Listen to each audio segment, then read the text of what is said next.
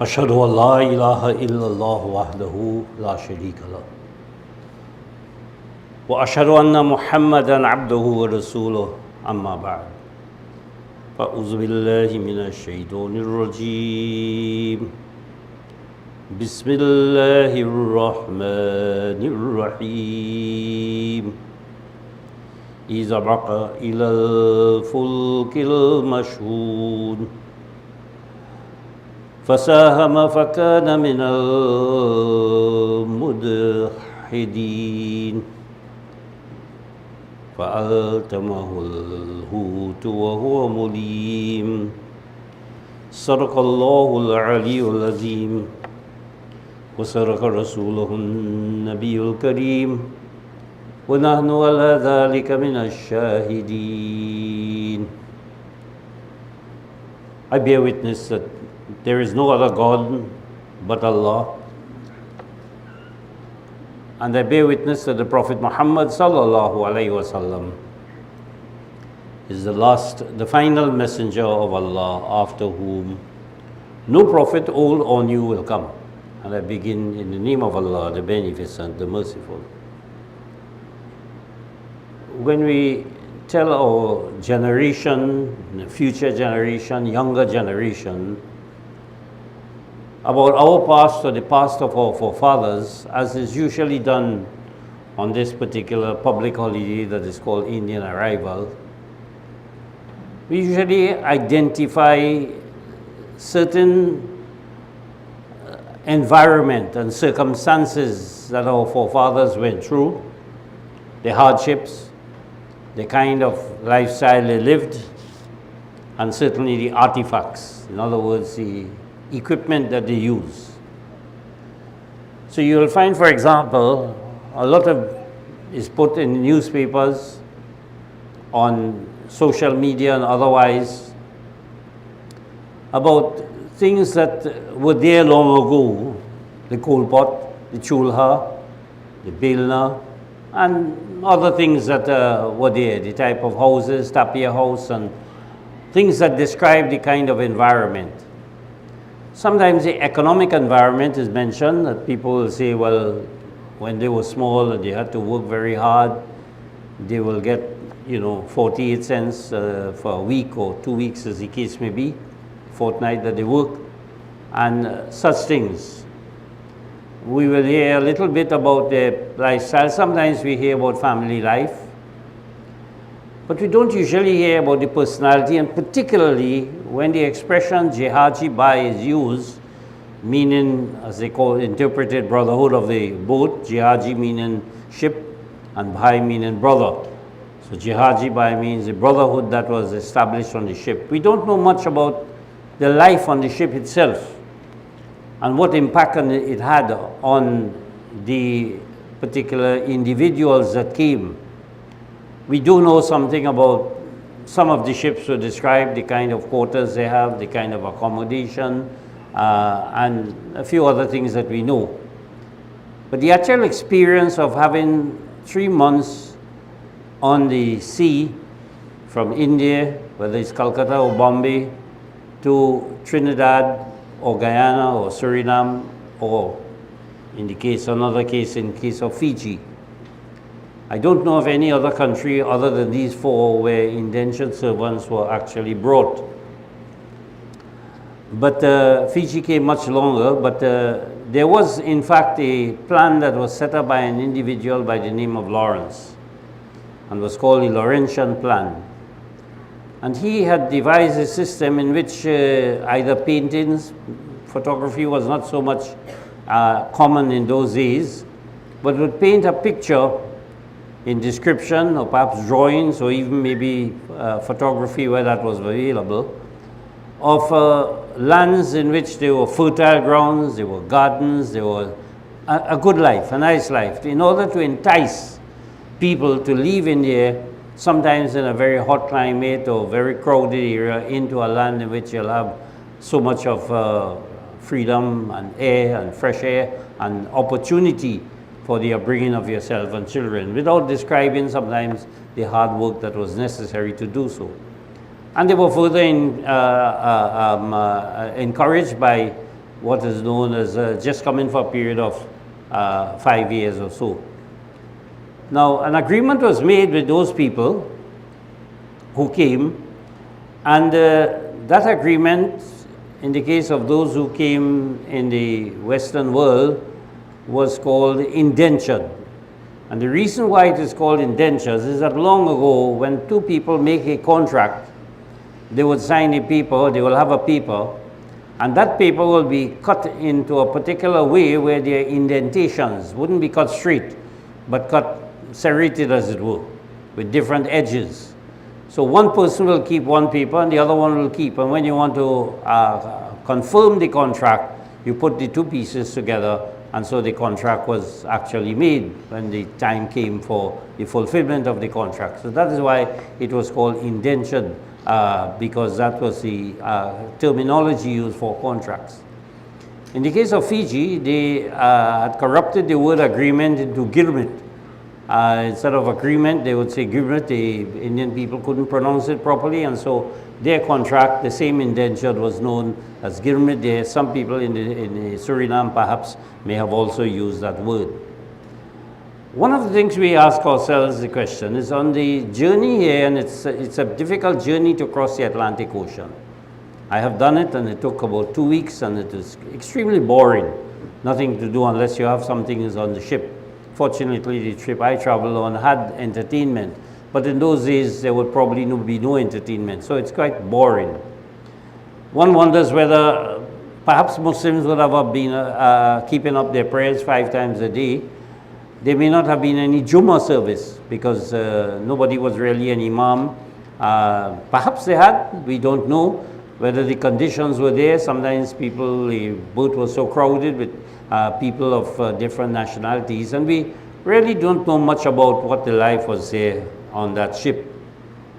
But we do know that people came here, and Guyana, Suriname, and Fiji, perhaps other countries as well, but these particular countries are known as the major diaspora, where people came for the purpose of sugarcane. In the case of previous to that, sugarcane workers were brought from Africa, and there was a different system for encouraging the people of Africa.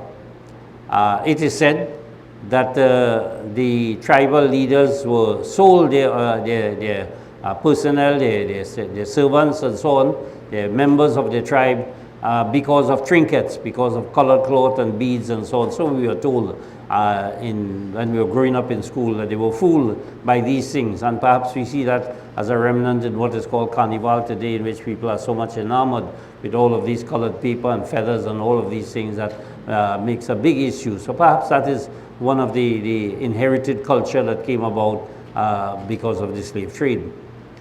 One of the things that many people do not know or do not acknowledge is the fact that in Trinidad and Tobago particularly, there was little or no slavery. Africans did not come here as slaves, except for a few. And how they came, and this is fully recorded by the first Prime Minister of Trinidad and Tobago, Dr. Eric Williams, who wrote a book, and one of the chapters of that book is the Trinidad as an ideal slave colony. In other words, they wanted to show that Trinidad and Tobago was an ideal slave colony, and what they did is they brought certain slaves from Barbados and other places here. There were just a few. The reason he gave for this was because that Trinidad and Tobago was actually, Trinidad, not Tobago at that time, but Trinidad was actually occupied by the Spanish, and they didn't pay much attention to agriculture. And when the British came and took over Trinidad, by that time, slaves were in the process of being emancipated in the 1800s and so on. It took nearly 1832 or thereabouts in which the emancipation took full effect or came into a greater effect. So during that time, yes, there were some people who came as slaves, but some of the slaves who came from the other islands actually were given property, came as indentured servants. They were given property as well too for a period of time. In some cases, all we know of, some of them came from America. They were known as the Americans. There were those who came from other countries, other places in the Caribbean, and they settled in Barrackpore area, Moruga, and Ivory Village and some of these places, they did settle.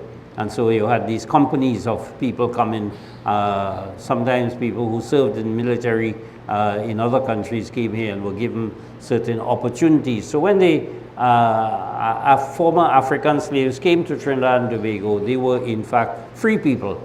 So the real slaves that came, partial slaves, were really the people of Indian origin who came as indentured servants, so they were just slaves for just a period of time, a period of 5 years or so. Now, the experience of a boat and the responsibilities are very, very important, and so is referred to in the Quran. In the example of a prophet that is called Jonah. And there are many people who know the story of Jonah, that he was put on a ship. And there are things that were interpreted in certain ways that give us a story that is not verifiable. And some of that story is based upon incorrect information obtained from the Old Testament. Muslims have sometimes added to that. They said, I can't remember the story in the Old Testament, I read it so many years ago, but basically we know Jonah was in a ship, and then he was thrown out of the ship, and it is said a whale swallowed him in its belly and took him to shore and so on. That is a story that is given generally in the Old Testament.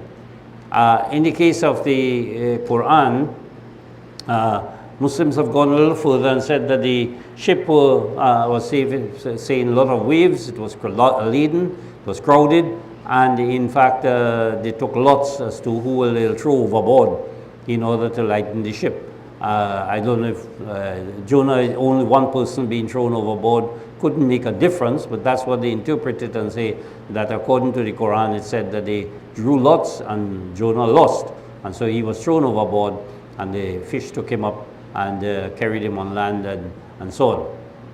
When we look at the words of the Quran, we realize that the Arabic language is a very rich language in interpretation. And therefore there are alternatives to the translations and interpretations of the Quran. Often I do that and I look at the Quran, I don't give the traditional translations, I try to interpret it in the modern context. So there are certain verses of the Quran that deal with this subject of the experience on the ship that Jonah had. And the Quran gives us something very much close to what would have probably happened on the ship that took our forefathers from India to Trinidad and Tobago and the Caribbean, other parts in Suriname and Guyana. In chapter 37, the Quran says, "Is abaqa ilal fulki mashhun."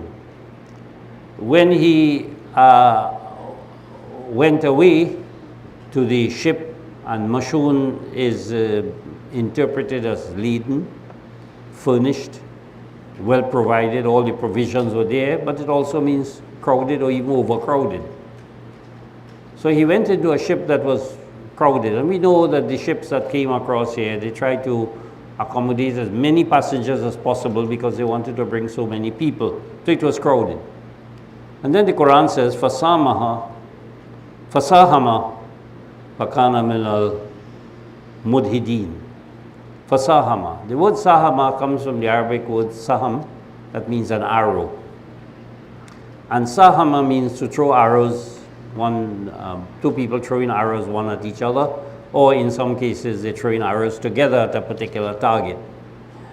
What the word also means is that when people would throw, two or three people will shoot an animal, afterwards the animal will be apportioned. It will be, portions will be divided among those who threw the arrows. It will be shared. And so the word sahama has come to mean mutual sharing or mutual allotments.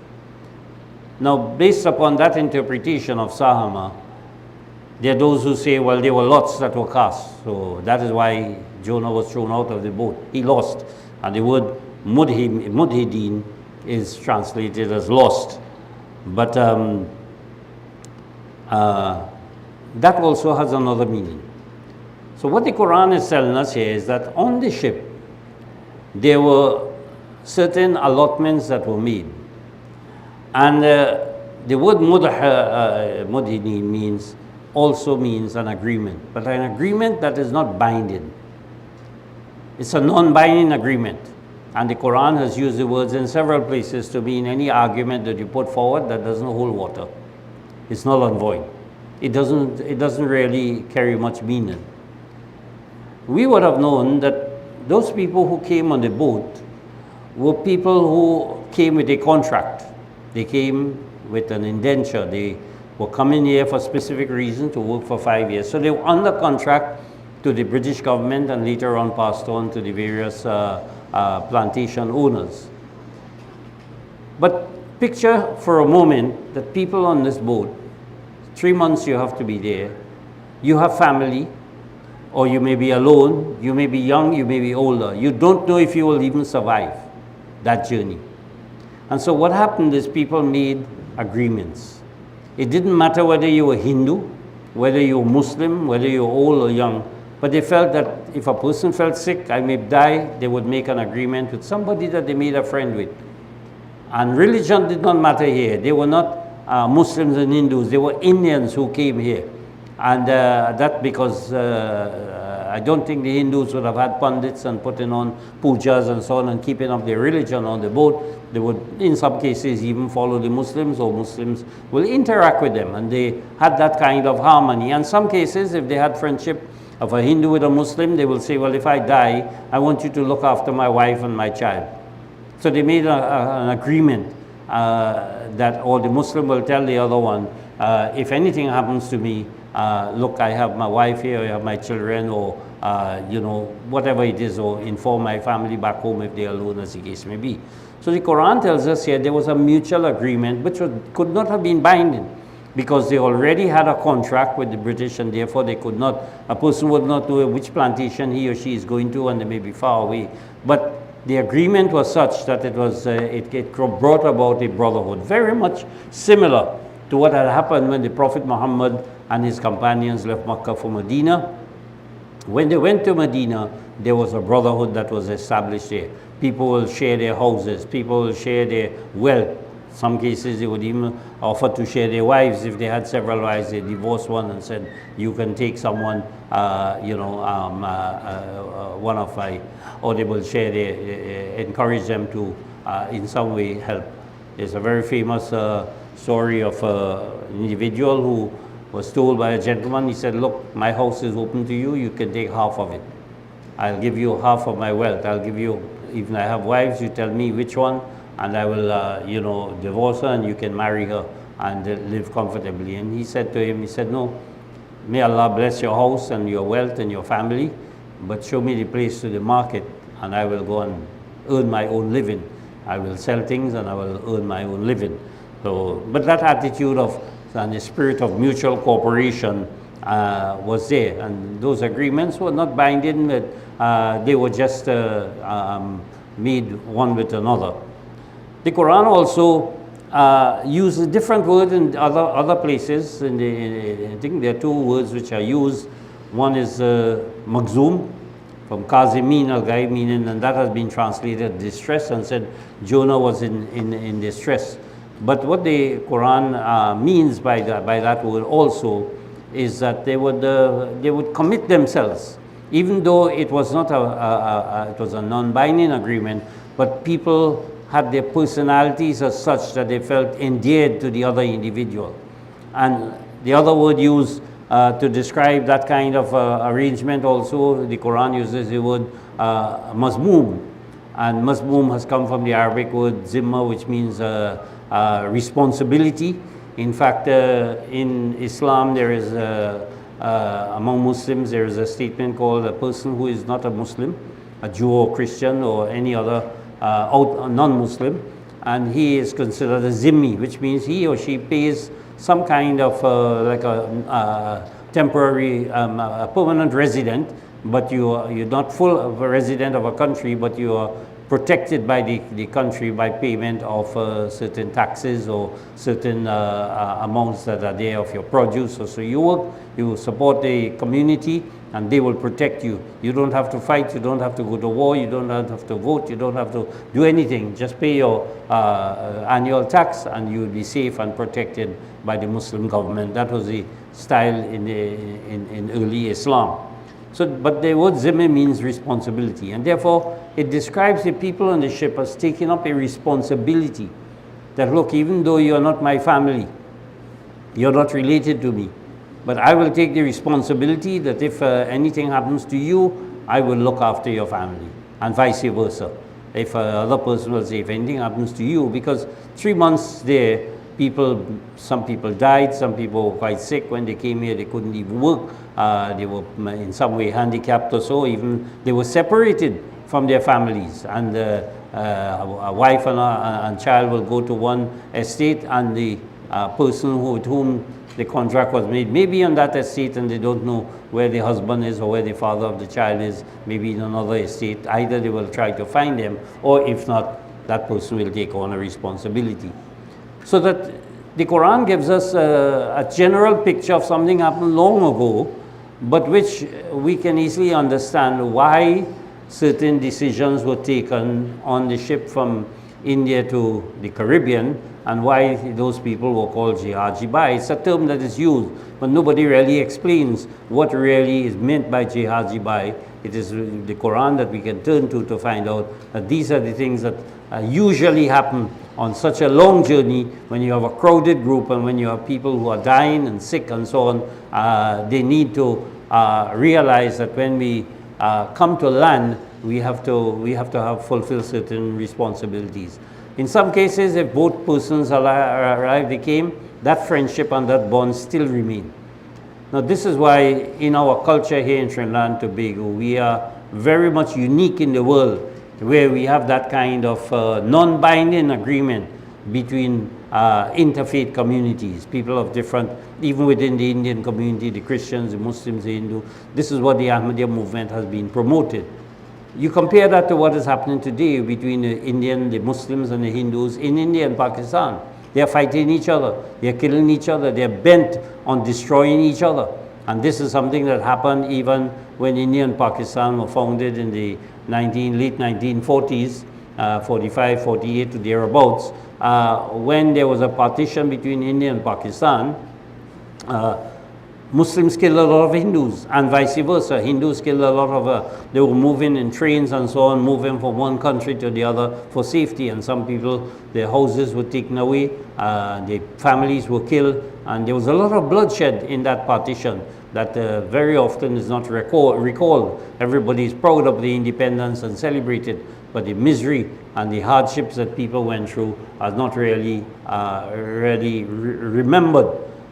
In some cases, in one particular case where an individual who had shot Mahatma Gandhi wrote a book, and based upon his confession when he was sentenced for the crime of killing Mahatma Gandhi, and he said the reason I killed him was because he was too much pro-Muslim. He wanted to introduce Hindustani, which is a mixture between Hindi and Urdu, rather than Hindi, which is purely for the Indians, and other things. He said he made statements which seems to support the Muslims, and so I killed him for the cause of Hinduism, because to protect the Dharma, to protect true Hinduism. So that kind of mentality is there, where there is so much of hatred between Muslims and Hindus. Up to this, even Muslims in India, some of them are very much afraid because there is a trend to try to drive Muslims out, or at least put them into an inferior position. We find that in different countries in the world as well. We find it in Palestine in a different way, and even in other countries, in Saudi Arabia and Yemen, we find that kind of hatred and hostility. That is why it is so important for us as a people, in this country particularly, to demonstrate to the world that people can live in harmony. And the organization that has taken up that responsibility is the Ahmadiyya and Jumu'ah Isha'at Islam. We have been fostering and promoting interfaith harmony. This particular mosque, we know, we invited Hindus to come here and give talk, the Raj Yoga people, Pandit Ramesh Tiwari and so on, and based upon our efforts here, a mandir was formed in Fireburn here, and in building the mosque next door, and even in this one, we got a lot of help from Hindus who are around, who supported our bazaars and our fundraising, who give us electricity, and in some cases labor would help us in some way or the other, and finances. So that kind of harmony is something that the Ahmadiyya Anjuman has been promoted. Unfortunately, there in Trinidad and Tobago as well, and many parts of the world, still a hostility among Muslims. Among Muslims, there are hostility that other mosques nearby even sometimes don't like us at all, don't like our ideology, don't like us if our children get married to a Hindu or Christian, as the case may be. They have great apathy, they have great abhorrence to that, when this is not our culture. Our culture is that actually there's no religion as Hinduism, there's no religion as Christianity. These are names given. Jesus Christ would come here, he wouldn't know what you're talking about when you speak about Christianity. Roman Catholicism, Pentecostal, the other sections, the Presbyterians, the Moravians, the Methodists, the Amish, the Lutherans, they're all different. They have different concepts and different. We have our own interpretation also of the concepts of the Bible, as well as the teachings of Jesus that are there in the Quran. So that we find that that hostility is there among people of the Christian faith. They attack each other. The people of the Hindu faith also have differences. Among Muslims you have differences. Buddhists you have differences. And the world is filled with so much of hatred and hostility. That harmony is something that we must recognize, having come from our forefathers on that ship that the Quran mentions, that you can have non-binding agreements, but a sense of responsibility with people, because they are human beings and we are all in the same boat. We are all in the same boat, faced with financial difficulties, difficulties in our children getting jobs, in education, in health and everything. But we need each other. And someone needs to educate the world to know that that need for each other must not bring about discrimination and must not bring about, hatred. We see that in even the larger countries of the world. They're clamping down on immigration. We don't want you because you belong to a different country. You belong to a different race. You belong to a different culture. We don't want you. We want to promote our own culture. And what is that culture? They can't tell you. Whether it is just singing and dancing and jumping up and having movies and, drinking and alcohol and all of these. What is the culture that they are trying to protect? They say it's freedom to do anything, whatever you want. Prostitution, crime, whatever it is, people are doing it. And that is a freedom that people are giving their lives for, young soldiers sent in different parts of the world. So that the Quran is still a book of guidance in the modern day. And when we look at our forefathers, we look not so much at the artifacts that they have left us. We looked at the harmony that they have left us. We look at the personalities that they have left. We may not know them. We may not have a photograph of them. We may not know their history, where they came from. Many people are searching to find their roots. But even if you do that, what impact does it have upon your life, and how do you pass that on to your future generations? Some years ago, I recall, I was passing near a cemetery, and my mother told me, said, your great-grandfather is buried there. It's been difficult to find, even if there are records of where he was actually buried. And what does it matter? Whether he's buried there or whether I can find a grave or not. What matters is that there are records of him being the first Khalifa and the first Qazi of Trinidad and Tobago. He founded the Takfiratul Islamic Association, and he promoted ideas that were modern compared to some of the fanatic ideas and of certain Maulanas who came before from India and taught certain things which were contrary to the teachings of the Quran. He stood up against them. They were against the British and they were against the Western society, and he said, no, that is not so. We are living in a Western world. And he demonstrated in his own personality that even wearing Western wear compared to just wearing shalwar and kurta and so on, that is also permissible Islam. It doesn't take away your Islam. So that we have a lot to learn from our forefathers, the kind of cooperation, the family structure, the interrelations between people of different faiths, the interrelation between people of different races even. Growing up with people of a gentleman who was a descendant of African, he said in Trinidad and Tobago you have two types of persons of African descent.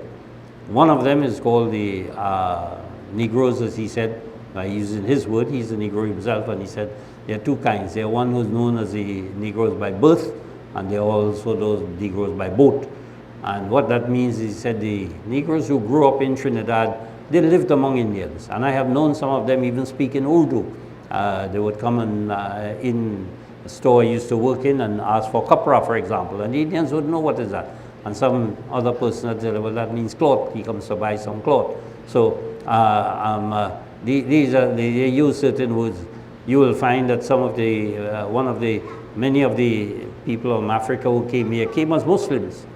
And whenever we speak of the future, we usually say, Inshallah, if Allah wishes.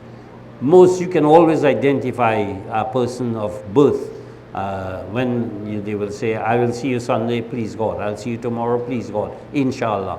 It's a translation of Inshallah. And those who came by boat are those who came from the smaller islands, were brought here for political purposes or otherwise. And that is, they come from a different culture because their forefathers were slaves. The Negroes who came here and were born here were not slaves. They were people who were free and who interacted with the people of Indian descent, and there was harmony. So that jihad by concept in the boat was translated when the Indians came here to people of other races as well, and so there was harmony. Unfortunately, for political or other reasons, and political doesn't mean only political since 1950s when we had our own government. Political reasons, even in the British days, the hostility between different races was nurtured, so that came out. And this is our mission, to point out to people that that hostility must no longer be there, that we as human beings must live in harmony and live in goodwill with people of all races, all religions, all faiths. That really should be the main thrust and emphasis in celebrating Indian Arrival Day. Barakallahu lana wa lakum fil Quran al-Azim. ونفعنا وإياكم بالآيات والذكر الحكيم إنه تعالى جواد كريم ملك بر رؤوف رحيم.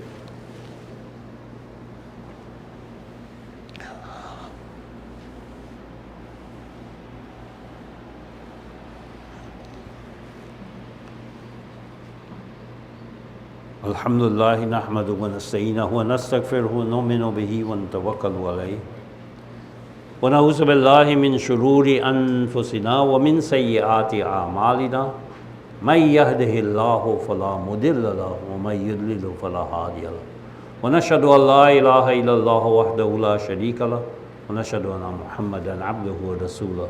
اللهم صل على محمد وعلى آل محمد كما صليت على إبراهيم وعلى آل إبراهيم إنك حميد مجيد. اللهم بارك على محمد وعلى آل محمد كما باركت على إبراهيم وعلى آل إبراهيم إنك حميد مجيد. اللهم انصر من نصر دين محمد صلى الله عليه وسلم واجعلنا منهم. اللهم اخذل من خذل دين محمد صلى الله عليه وسلم ولا تجعلنا منهم. إن الله يأمر بالعدل والإحسان وإيتاء ذي القربى وينهى عن الفحشاء والمنكر والبغي يعظكم لعلكم تذكرون. اذكروا الله يذكركم وادعوه يستجب لكم ولذكر الله أكبر.